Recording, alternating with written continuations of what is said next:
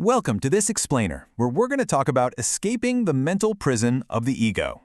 Look, have you ever felt entirely trapped inside the complicated, winding maze of your own mind? You know, that exhausting feeling where your thoughts just seem to bounce off the walls and you literally can't seem to find the exit? Well, today, we're going to unpack exactly why our minds build these prisons in the first place, and much more importantly, how we can finally break out of them. All right, let's dive right into this. Is there no way out of the mind? Wow. It's a seriously haunting question, right? It was posed by the famous poet Sylvia Plath, and it just perfectly captures that deep, introspective desperation we've all felt when our own sense of self becomes just way too heavy to carry. It feels like we're stuck on autopilot, just spinning in endless circles, but what if the mind we're trying so desperately to escape is actually an illusion we've built ourselves? To really ground this, let me introduce you to a case study from our source material. Meet Olivia. She was a student client of psychotherapist Adam Brandt, and Olivia was suffering from severe, chronic depression. She wasn't attending her classes, she was experiencing dissociation, and she could barely even leave her house. Her entire identity had become completely defined by her illness. She was stuck deep, deep in the maze. And guys, this just brilliantly illustrates the absolute core of our problem. When her therapist urged her to seek more intensive treatment, Olivia cried and admitted, "I don't know who I'll be without depression." It's just a heartbreaking realization. She had literally no context for her own ego outside of her depressive thoughts. We so often wrap our sense of self so tightly around a fixed identity, even a super painful one, that we become absolutely terrified of losing it. Because, well, at least in the maze, we know our way around. So let's see how this actually maps onto Western philosophy. Jean-Paul Sartre called this whole phenomenon bad faith. Bad faith is basically the project of pretending that we have a fixed, unchangeable nature, specifically so we can deny the fact that we are radically free.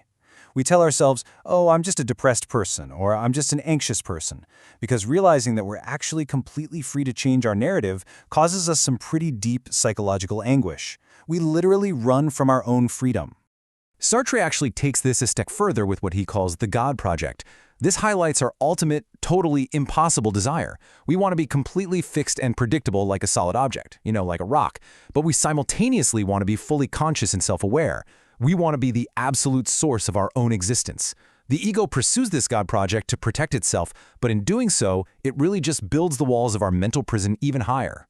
But, Western existentialism definitely isn't the only framework that explores this. Let's pivot over to Eastern philosophy and the Buddhist concept of anatta, or dependent origin. Buddhist psychology asserts that this rigid, autonomous ego we cling so tightly to is entirely synthetic. Our feeling of absolute separateness from our environment is just an illusion. The ego only feels real because the ego itself decided it was real. It's completely its own architect. Okay, I absolutely love this quote from a Mongolian Buddhist Lama highlighted in our sources. He says, "It's not that you're not real, but you think you're really real, you exaggerate it." It's kind of lighthearted, but incredibly profound. You exist, sure, but your ego massively exaggerates its independence and its separateness from the rest of the world. We honestly just take ourself entirely too seriously. Now notice how brilliantly these two totally distinct philosophies synthesize here.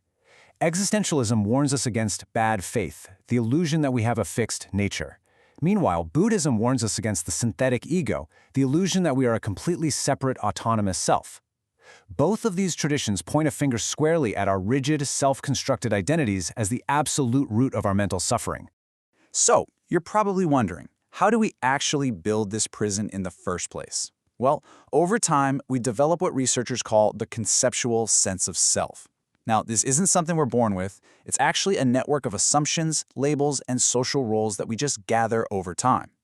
We internalize the judgments of other people, and we build an entire ego out of concepts. I'm smart. I'm a philosopher. I'm lazy.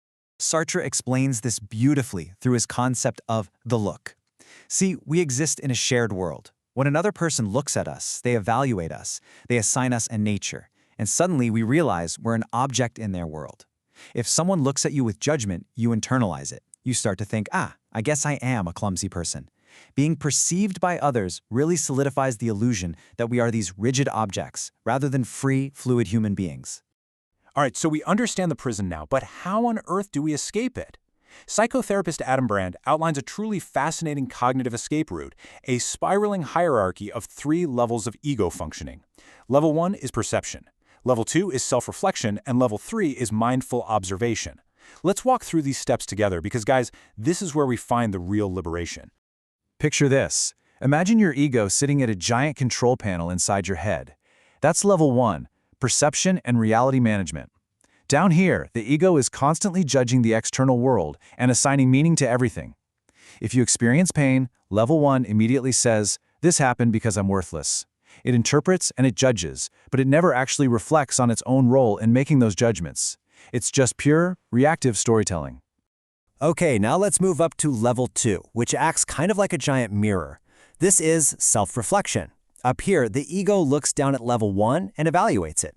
And honestly, this is actually where a whole lot of traditional therapy happens. We ask ourselves, why do I feel this way? But here's the catch. While self-discovery is definitely helpful, level 2 can actually scaffold and reinforce our separate, fixed identity. It keeps the dog chasing its own tail in this endless, exhausting loop of self-analysis. And that brings us to the highest level, level 3, mindful observation. Think of this as the silent observer.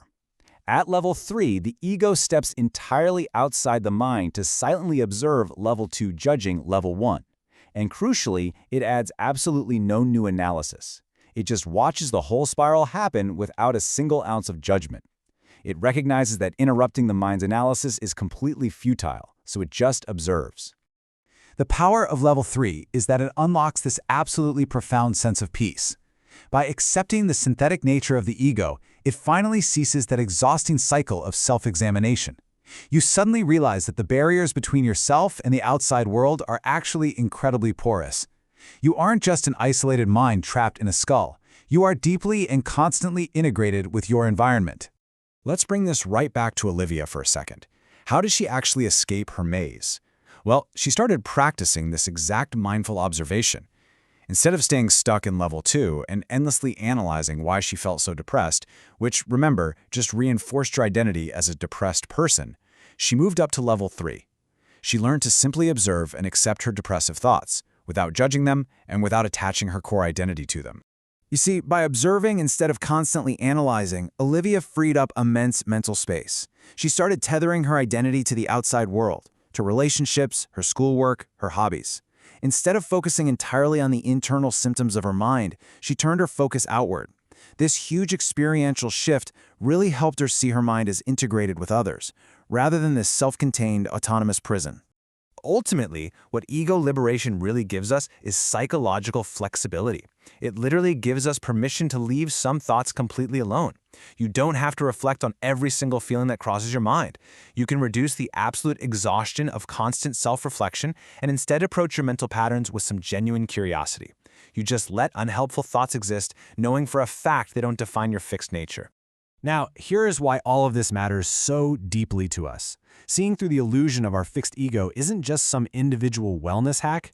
It's actually the fundamental key to human connection.